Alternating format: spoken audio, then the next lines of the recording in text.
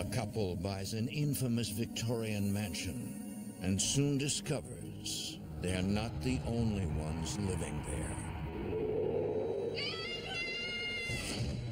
Ghost hunters try to make contact with the spirits. How long have you been in this house? But unleash demonic forces. Is time running out for the living or the dead? In America, there is real evil. It lurks in the darkest shadows and in our most ordinary towns. Between the worlds we see and the things we fear, there are doors. When they are opened, nightmares become reality.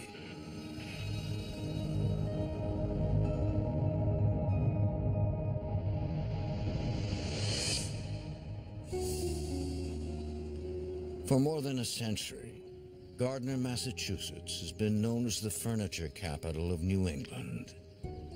Moguls like the Haywood brothers and Sylvester K. Pierce made their fortunes here, building businesses and homes that have withstood the test of time. Generations have lived and died within these old walls, but some of the dead have not moved on.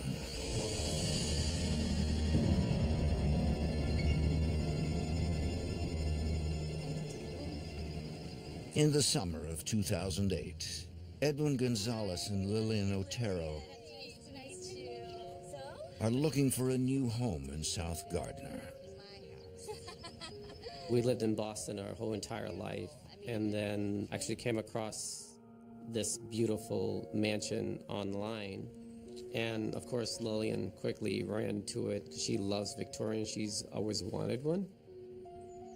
The house is a historic landmark in Gardner. Okay, here we are. Whoa! No, isn't it beautiful? It's fantastic. You can really see the attention to detail in a house of this age. I felt like we were going back in time. Like it was just a beautiful Victorian mansion. It was just elaborate. It had all this spectacular woodwork. You can see the stained glass windows. It was built in 1875 by a man named S.K. Pierce. He was quite an important figure in town. Built his furniture business from the ground up, and when he died, he was one of the wealthiest men in the county. Lillian was so excited about taking as much photos to show to her family. I knew that this was finally an opportunity that to have one of her dreams come true, which is to have a beautiful Victorian.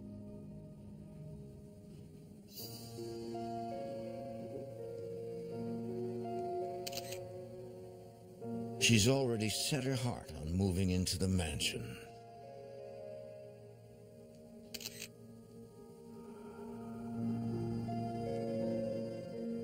But her photo shoot is cut short when her camera abruptly stops working. That's weird. She noticed that the battery light came on, that it needed new batteries, and she was puzzled because she had just put in brand new batteries. Let me see. Yeah. She stopped working. I wouldn't worry about it. You'll have plenty of opportunities to take pictures later. Come on. Wait until you see The couple brushes off the incident. Lead the way. Right this way. It's beautiful up here. You're gonna love it. But soon, Edwin's getting strange vibes. As I toured the whole house, I remember that in certain rooms I had different emotions. Certain rooms I felt very comfortable. In other rooms, I had like a bad feeling. Wow, now we're talking. I know, right? The windows are amazing. Edward? Just very nauseous, and I thought it was maybe it's something I had eaten or something. I didn't know. I couldn't understand that. Yeah. What's I'm wrong? fine. Nothing. Just need to get some air. The minute I stepped out of the room, I felt fine. I'm okay. I'm sorry. I don't know what happened. Should we go? No. Come on, let's finish. I'm okay. Sorry. I still overall thought the house was amazing, and I knew that Lillian was excited about it, so I kind of more or less just brushed it off. Edwin and Lillian quickly make a bid on the property. It seems a steal at just under $200,000. Within a matter of months, they've settled into their dream home.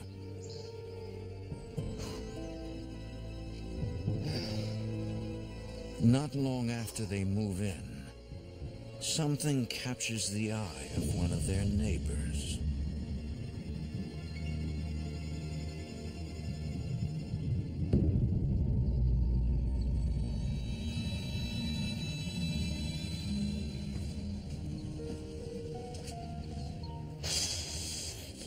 There's a friend of mine who lives next door. I didn't realize you and Lillian had a son. We don't. Then who was that I saw darting between the windows upstairs? Mike, there haven't been any kids there since we moved in. And he goes, every so often I see him running back and forth. I see him on these two windows over here. Then all of a sudden, I see him on the other two windows on the other side. There's no way that you could see a little boy on these two windows and all of a sudden see him the other way. He would literally have to go through two walls and a staircase. I guess I'm just tired. Both Lily and I thought, well, maybe he was just seeing something, and we kind of more or less really didn't pay too much mind to what he was saying.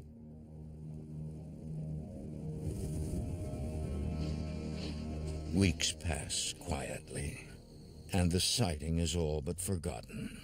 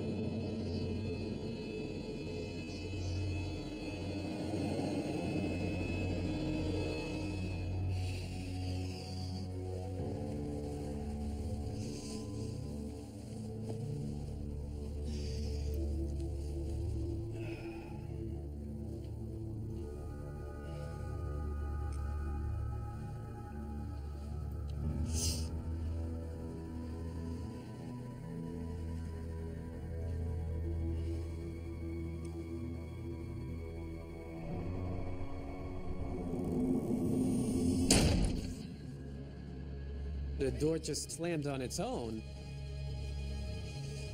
Stay there.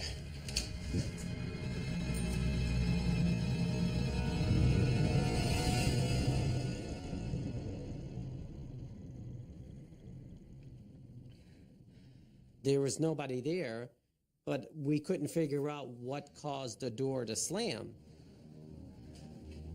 These are big doors that don't slam on their own. They usually take a lot of force just to swing them.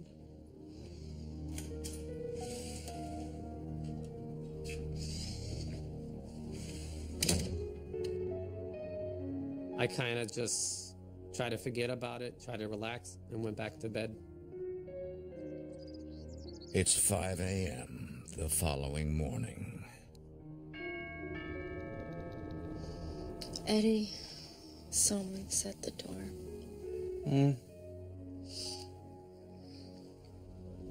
We'll be up this early. Maybe it's the heating guys. What the hell?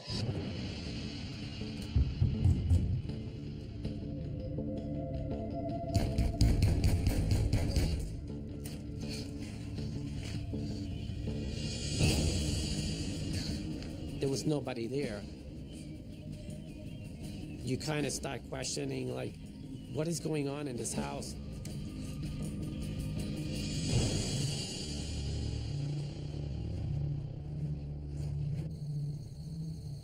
A few nights later, Edwin is alone in his home office.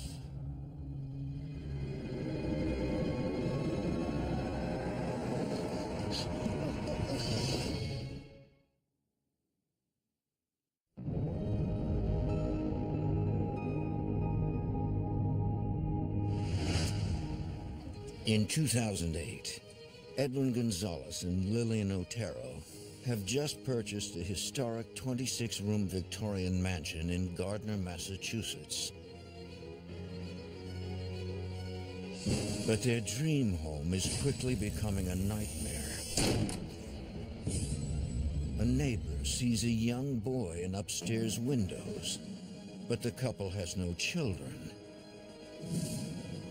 And now, Edwin is face to face with something evil.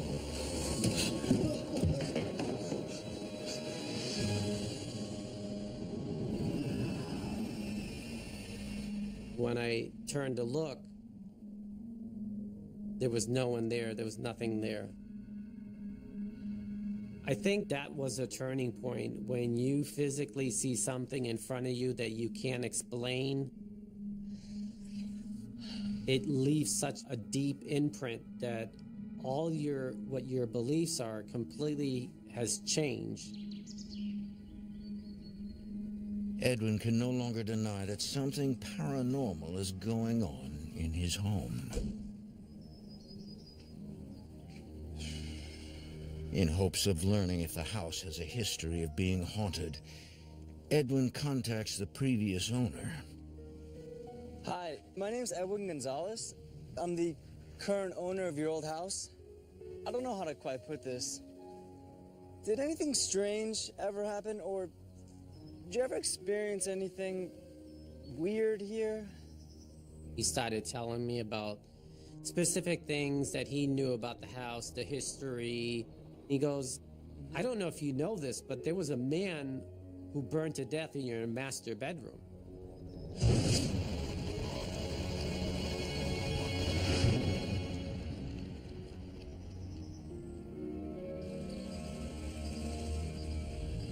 The previous owner tells Edwin to seek out a book called Haunted Massachusetts for more answers.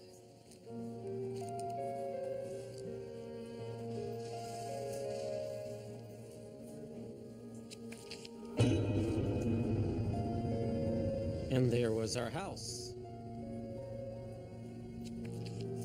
The book's author is paranormal investigator Thomas D. Agostino. The house was built in 1875 by furniture mogul S.K. Pierce. It was built in the course of 9 months using 200 workers working around the clock 24/7. It was considered a modern marvel of its time. Shortly after the home was built, S.K. Pierce's wife passed away in the house. It was taken over by his sons, Frank and Stuart later transferred the house to Edward Pierce in 1929. That's be about the time of the Great Depression. He had to find some way to augment their income, so the home became a boarding house around then. There was a bizarre tragedy in 1963 involving a tenant. 48-year-old Eno Sari died in the home. The official report was that he had died from smoke inhalation and third-degree burns, but legend has it that he spontaneously combusted. That's when I came to the conclusion the person that I saw was Sari.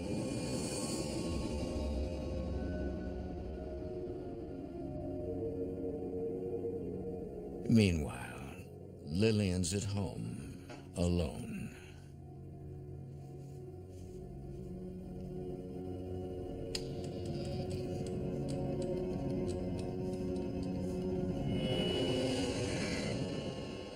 Edwin?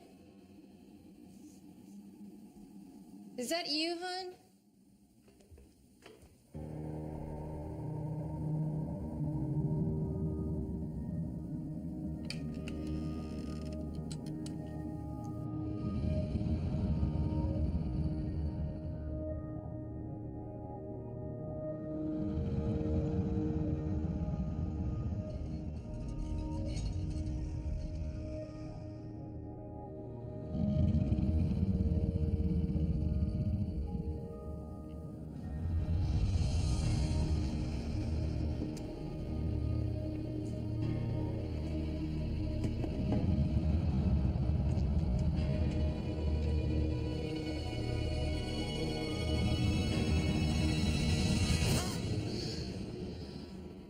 sneak up on me like that, Edwin? There was something growling at me.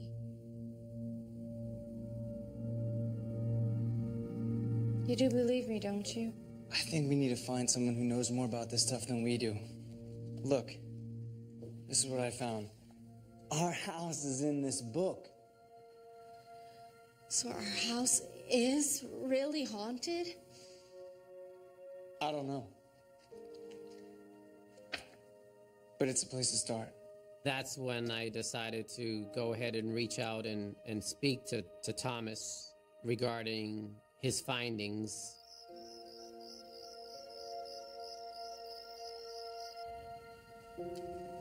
Edwin invites the author to the house to conduct a paranormal investigation.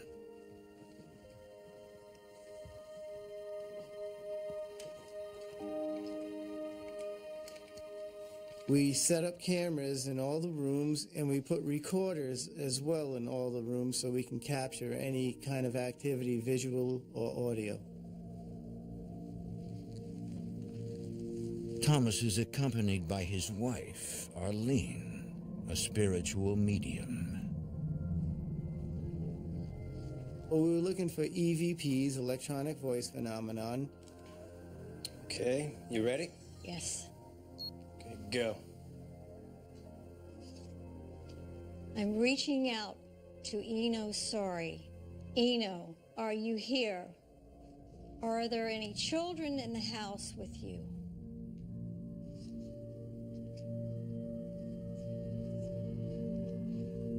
Can you show us that you're here with us now?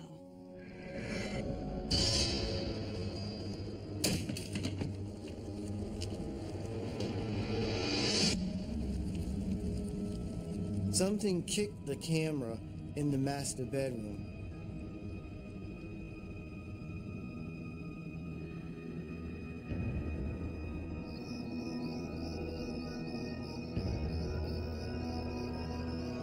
I hereby banish all negativity from this space. Only positive light. They cleanse the home with sage, a Native American ritual that helps to banish or control spirits. You need to do this every night. You have to assert your authority over this house. Don't be afraid of it. And then we suggested that they cleanse the home in their own way, in their own prayers, in a positive manner, regularly.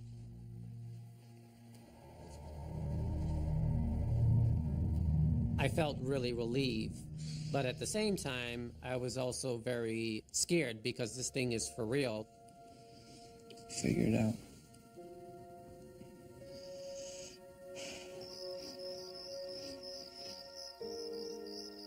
Edwin and Lillian take his advice and try to remain positive. A few nights later.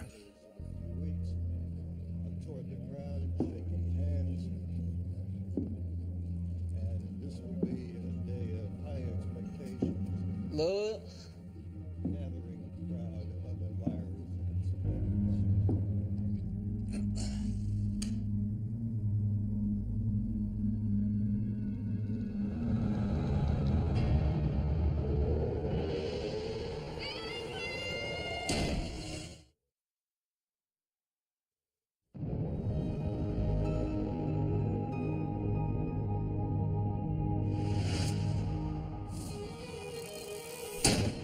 Edwin Gonzalez and Lillian Otero are experiencing terrifying paranormal encounters in the Victorian mansion they recently bought in Gardner, Massachusetts. Their home is featured in a book of haunted houses. The couple believes there are multiple spirits, including a mischievous boy and a man that burned to death in their master bedroom. Now, something is on the move. Lillian! Lillian! What happened? The door just slammed. I thought there was somebody in here. Come on, let's go downstairs. I want you up here alone. Yeah. What is that? You hear that? I think there's someone in the kitchen.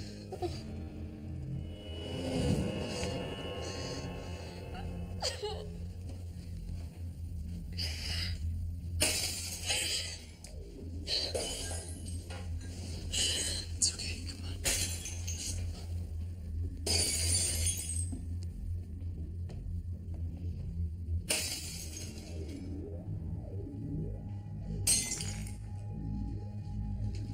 Are you ready? Okay. On the count of 3.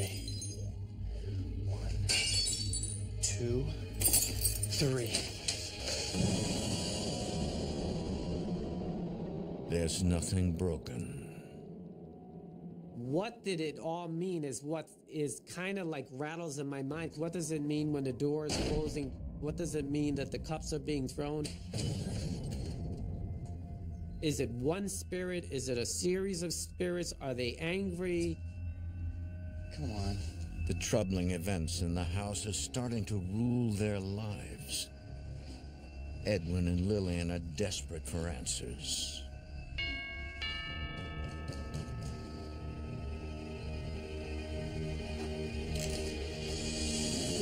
Are you the owner of the house? Yeah? You are? My name is Bill Wallace. I knew the former owner, Dave. I'd like to talk to you about your house. Okay. The arrival is out of the blue to Edwin. But Bill is a spiritual empath and has visited the house many times before. I knew who he was because the previous owner had told me about having Bill at the house before and how he's able to communicate with certain entities that are at the house. Well, she's doing a really good job. Who is? Maggie.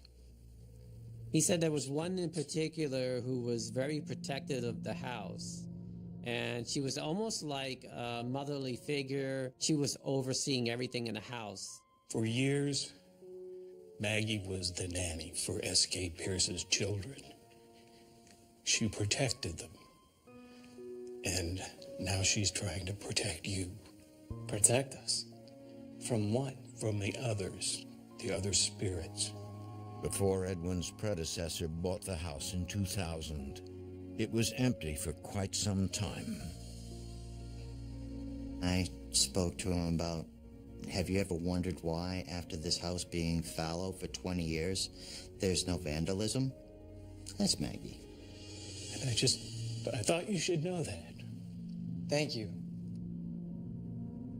Bill has wandered the Victorian house many times before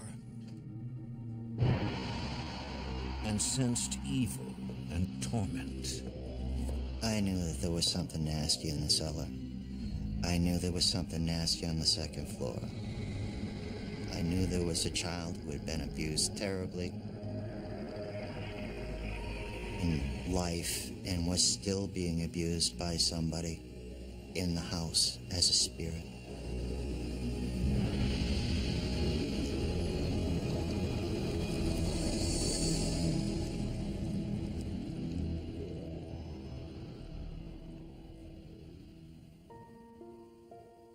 We may have to learn to live with this.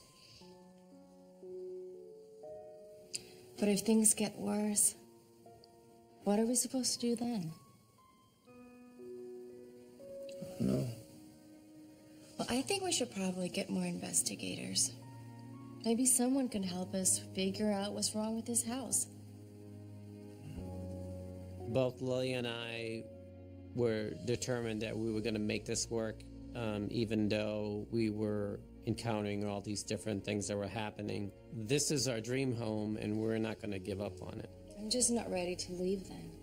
After 10 terrifying months, Edwin and Lillian decide to hold an open house for paranormal investigators, believing it will help them understand what's happening.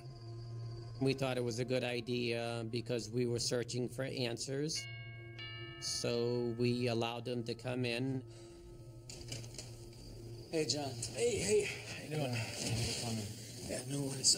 We're still expecting a few more people. Paranormal investigator John Brightman agrees to coordinate the event.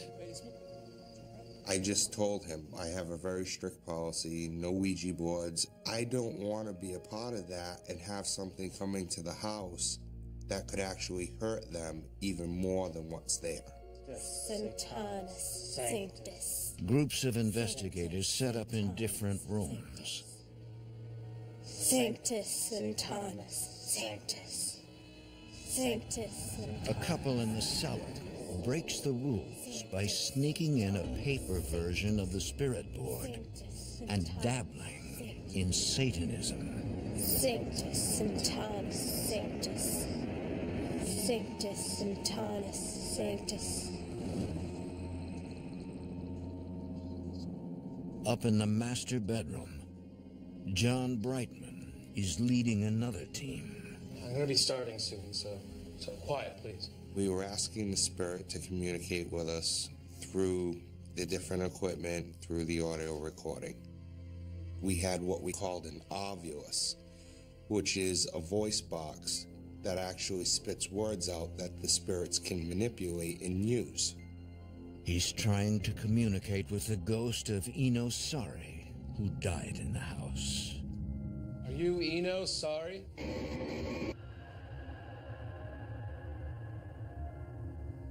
What year were you born? How long have you been in this house?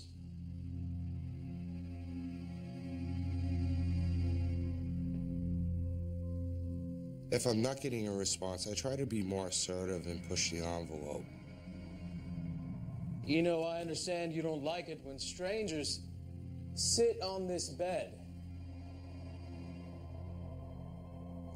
I think I might stay the night here, Reno. What do you think of that? For more A Haunting, go to DestinationAmerica.com.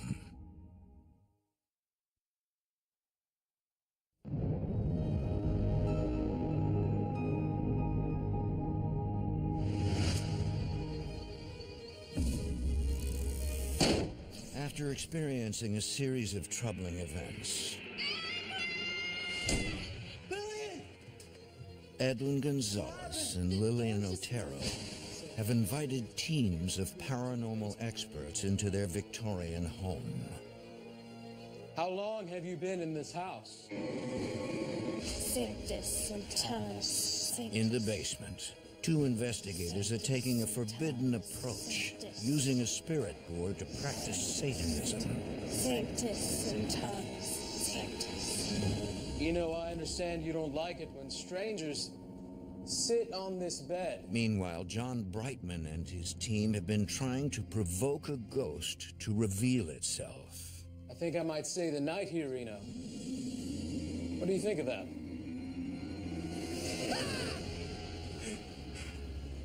There's something gonna attack me. Oh my gosh.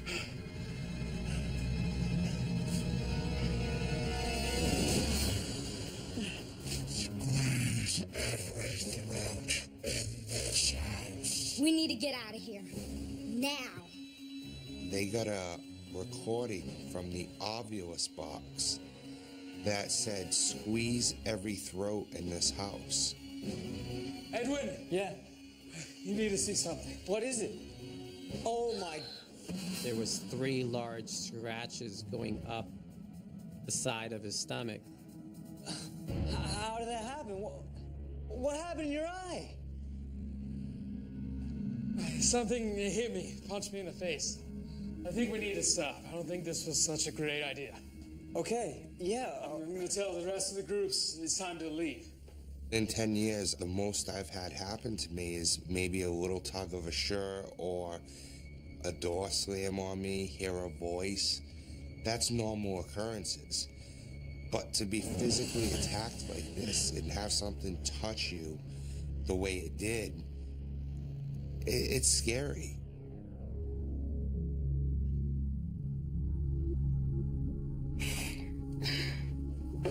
Hey, sorry guys, Look, open house is over. We need to leave. Now! Nobody really technically helped us. It just basically left us the same way. They came in, they got some evidence, and then they left, and they left us with no answers. After what's just happened, Edwin decides it's unsafe to hold any future paranormal investigation nights, and now only allows a select group to visit, including good friend Bob Pfeiffer. So this is where the investigator team was set up. He's hoping for his own ghost encounter.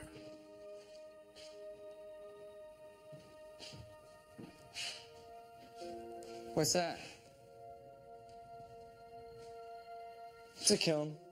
Kind of like an old oven.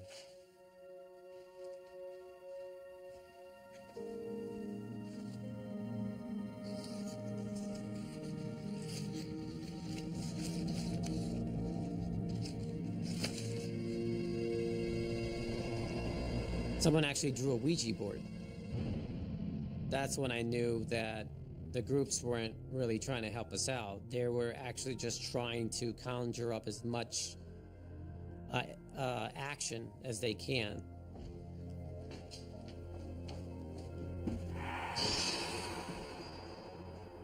I felt a finger go right down my neck. There was nobody there. Are you okay? Yeah. Let's just go. Come on.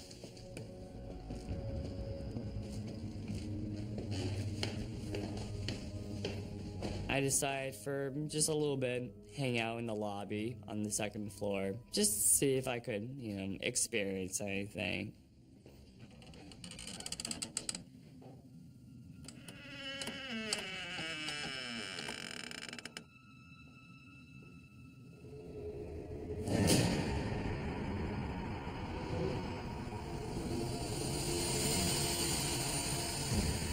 I just remember being in a state of panic and fright, and I didn't know what to do.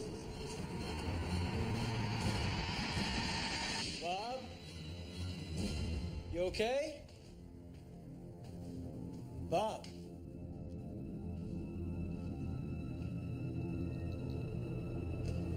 Hey. You alright, man? Bob? I tried to tell my legs to move, and I was not moving.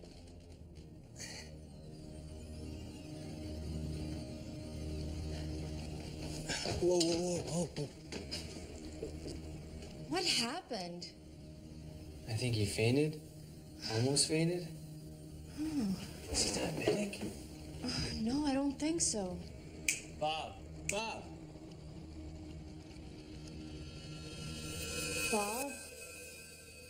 Bob? Are you okay? Bob? Bob? As soon as Lillian touches Bob, he feels normal again.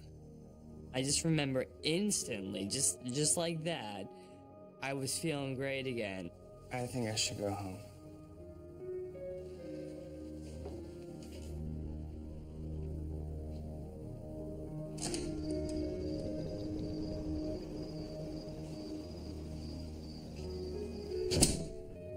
Now, Lillian's all alone in the house.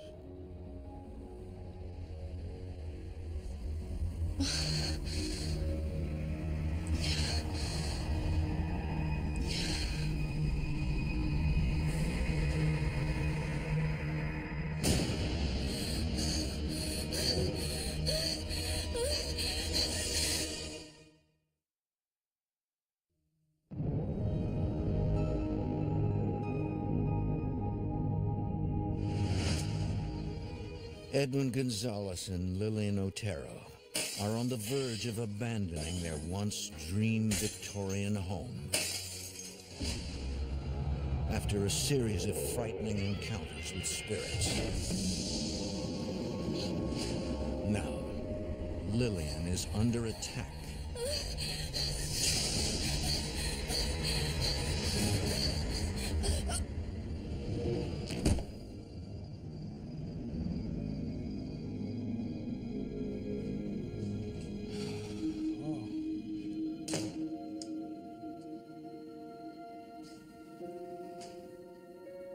Lillian?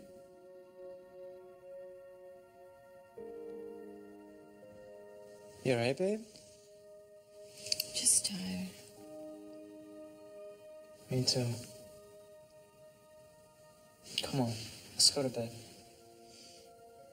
No, I think I'll stay here for a while. You sure?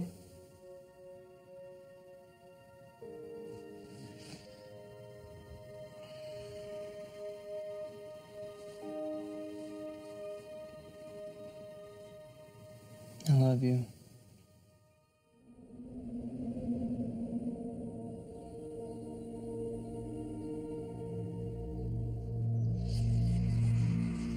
Edwin notices a dramatic change in Lillian, who becomes increasingly withdrawn and unstable. I was starting to lose her. She was slipping away. I didn't have any answers. I had no one to turn to. I just wanted her to get better. I didn't want her to go through any more pain or whatever she was going through. She was becoming more exhausted, sitting in the couch all day long. She wouldn't eat all day. I thought, this is really the house that's affecting her.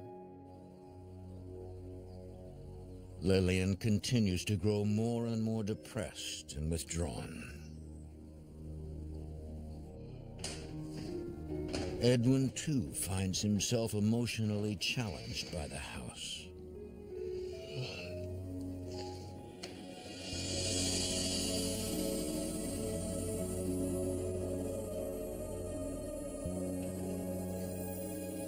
I didn't know if I had just had a dream. I was so overwhelmed with the feeling of sadness and grief, like as though she had lost someone.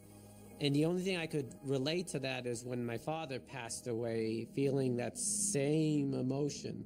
And it just happened all over again. Now at his wit's end with all the anguish, Edwin calls in an exorcist.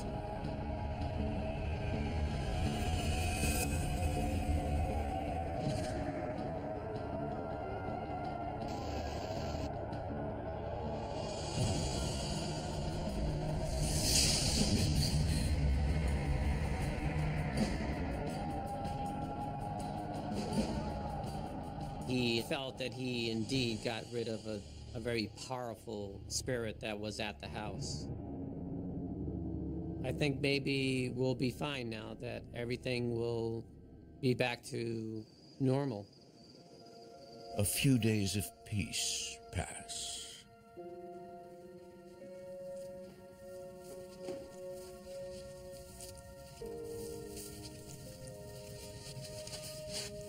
Hon, what are you doing? Lillian! Hey! Don't touch me!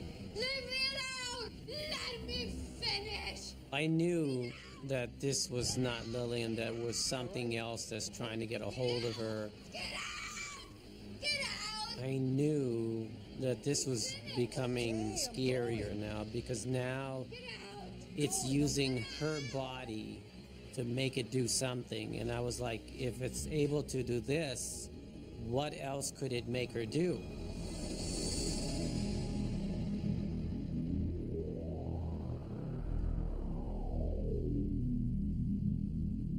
What is that? She found a newspaper clipping. In the early 1900s, there were several children that drowned on the property. After reading the article, I think that gave an explanation of why we were seeing a child spirit at the house. The way Lillian unearthed this new information does little to calm Edwin's fears about the house.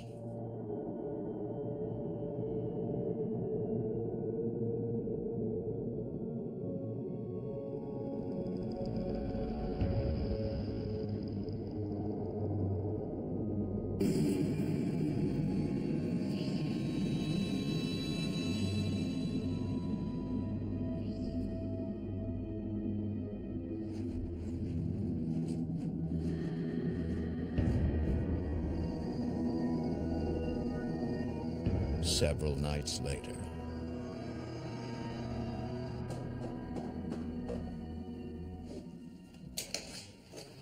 Bill. Hi, Edwin.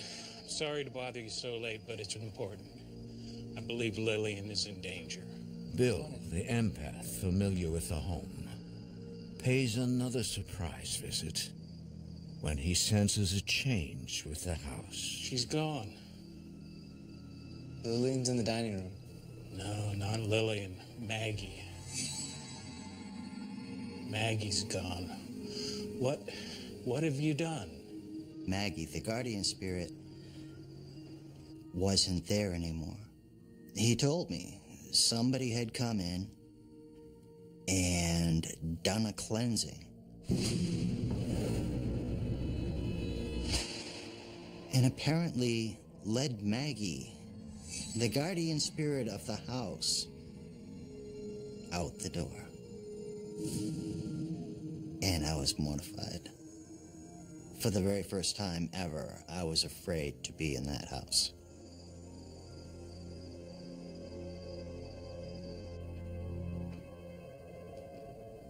Lillian? Look who's here. How you feeling, Lillian?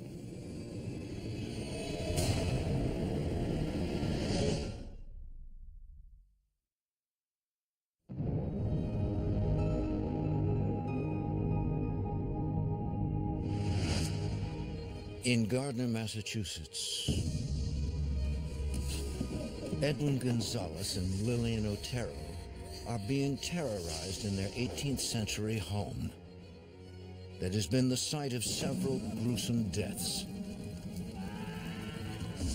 Empath Bill Wallace senses that a ghost called Maggie, who protects the house from evil spirits, was inadvertently driven out by an exorcism, and now the couple is in danger. Lillian? Look who's here. How you feeling, Lillian?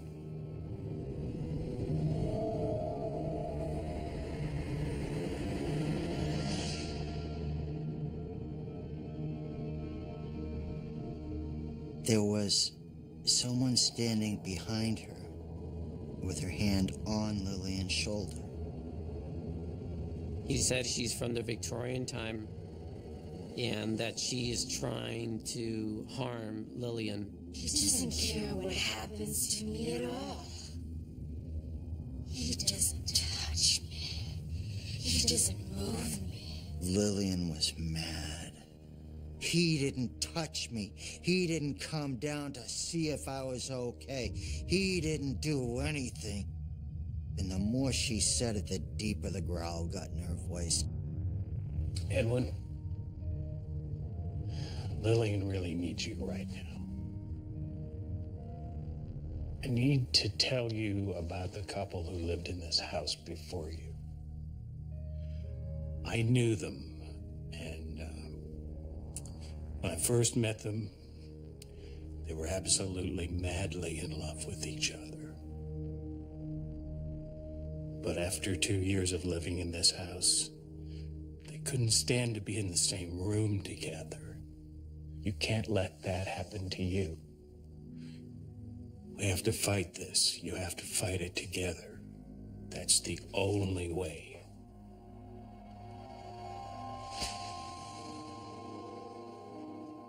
Something of Lillian at that moment fought its way to the surface.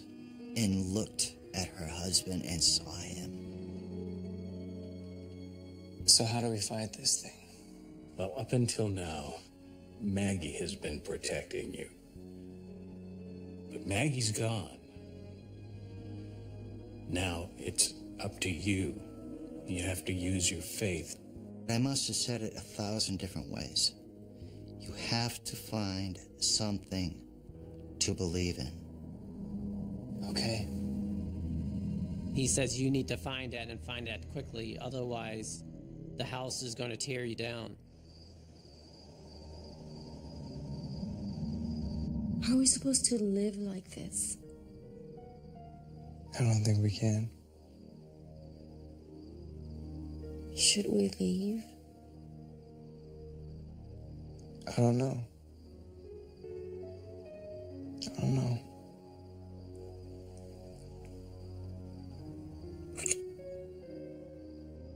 Let's go to bed.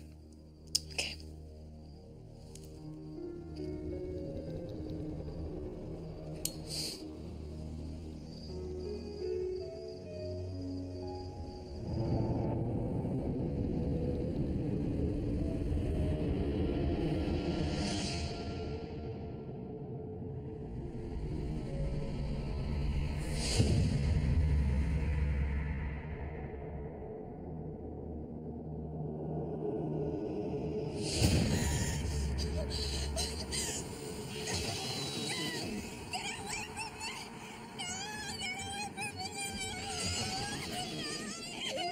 What is it?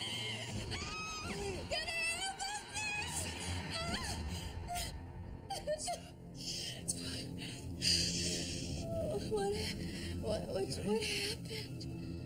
I just held her and I told her it'll be okay. That's it. We're getting out of here right now. It's one thing that you try to fight it, but when it's affecting the person you love more, yeah, that's when, yeah, I don't want to see anything like that happen to her.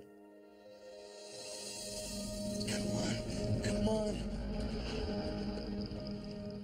It's one thing when you could deal with it, but when it's affecting her, like, she means everything to me, so I just can't deal with that. So we just left. When I found out that Edwin and Lillian were no longer going to be living at the Vic, I was just relieved, happy for them, just thrilled that they wouldn't have that kind of a pressure on their relationship anymore. I think it's the best thing they ever could have done. I felt that I could not protect her. That last month, there was too many things that was going on that was affecting us physically, mentally, and it was one after another. It's just not worth it anymore. You just walk away, and we had so many hopes and dreams that we could do with the house. We envisioned the house being brought back to the way it used to be, and unfortunately, we kind of lost our dreams. Lillian remains fearful of the spirits they encountered and chose not to be interviewed. Bill Wallace believes Lillian was being possessed by Abigail, the spirit of a former servant who once worked in the mansion. If looks could kill, I would have joined her on the other side at that moment. That's when I told him that was a very dangerous place to be. I hereby banish all negativity from this space. Historian and paranormal investigator Thomas D. Agostino believes the house has had negative energy almost from the day it was built. S.K. Pierce's first wife had a dream of living in this beautiful home and barely got to live there a year before she passed away. Much like Lillian, who had a dream of moving out of the city to this beautiful home, and they barely lived there a few years before they had to leave as well. We decided to stay with Lillian's sister, and it was like everything was fine again. We felt so much better, mentally, physically. We were happy again. Hey, I'm gonna go swing by the house real quick. Is there anything you need me to get? No, I'm good. I love you. Love you too. It's been 3 years since Edwin and Lillian moved out of the Victorian, but even now, they still can't bear to part with it. In the back of my mind, I always hope and pray that we can have the house of our dreams back again. That's what we're hoping for.